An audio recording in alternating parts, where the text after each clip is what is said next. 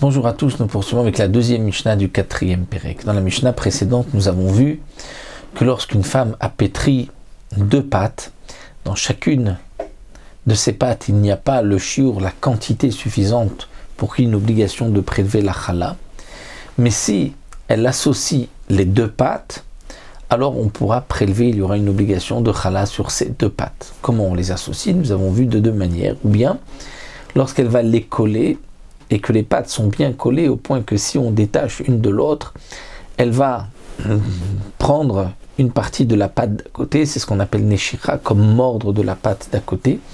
Ou bien encore, nous avons vu qu'on peut associer avec un panier tsirouf sale dans un même ustensile, un même keli où on met 2 pâtes, le keli va les associer.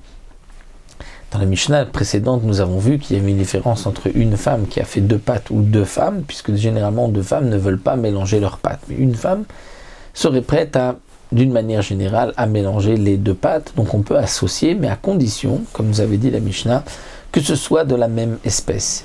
Si ce sont de 2 espèces différentes, nous allons voir du blé, de l'orge, là on ne peut pas associer les 2 pâtes. Et là la Mishnah va nous expliquer min bemino. Qu'est-ce qui est appelé min bemino pour que l'on puisse dire qu'on va associer les 2 pâtes, donc une espèce min bemino avec une même espèce? Eh bien, chitim, le blé, enan mitztarfim makon, ne peut pas s'associer avec tout, et là il makusmin uniquement avec l'épeautre. C'est-à-dire que nous avons vu qu'il y a 5 céréales, il y a le blé, l'orge, l'épeautre, l'avoine et le seigle. Le blé ne peut s'associer qu'avec l'épeautre, mais ne peut pas s'associer avec l'orge, l'avoine et le seigle, parce que l'avoine et le seigle font partie de la famille de l'orge. Mais à Seorim, l'orge, mitztarfot imakol, peuvent s'associer. L'orge peut s'associer avec tout, chutz min hachitim, à l'exception du blé. L'orge et le blé ne s'associent pas, ce sont 2 espèces. Mais l'avoine, le seigle, sont aussi une variété d'orge, et donc peuvent s'associer. Mais la Mishnah nous a dit ici que l'orge s'associe avec tout. Avec tout, ça veut dire même avec l'épeautre. Pourtant, l'épeautre, nous avons vu qu'elle s'associe avec le blé. Alors le Barthénora explique que l'épeautre est considéré comme une espèce, une variété de blé, pas seulement de blé, même de blé.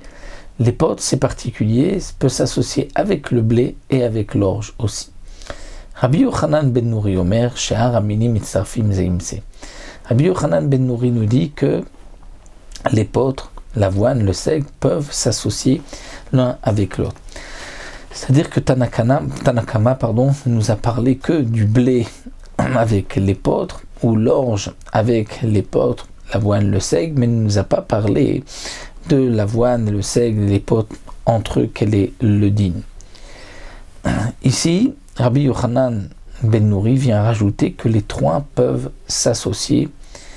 Et donc la halakha aussi comme Rabbi Yochanan ben Nouri, puisque d'après certains c'est machloket rishonim. Est-ce que Rabbi Yochanan ben Nouri est en machloket avec Tanakama ou vient compléter ce que nous a dit Tanakama? Pour le Rambam, Barthénora, Rabbi Yochanan ben Nouri vient juste compléter ce que nous a dit Tanakama, mais n'est pas en machloket. Mais d'autres mefarshim considèrent qu'il y a une machloket, et c'est à propos du seigle et de l'avoine. Est-ce qu'on peut les associer ou pas? Pour Tanakama, on ne peut pas les associer, l'avoine et le seigle, alors que pour Rabbi Yochanan ben Nouri, on peut donc les associer. C'est une machloket dans les rishonim.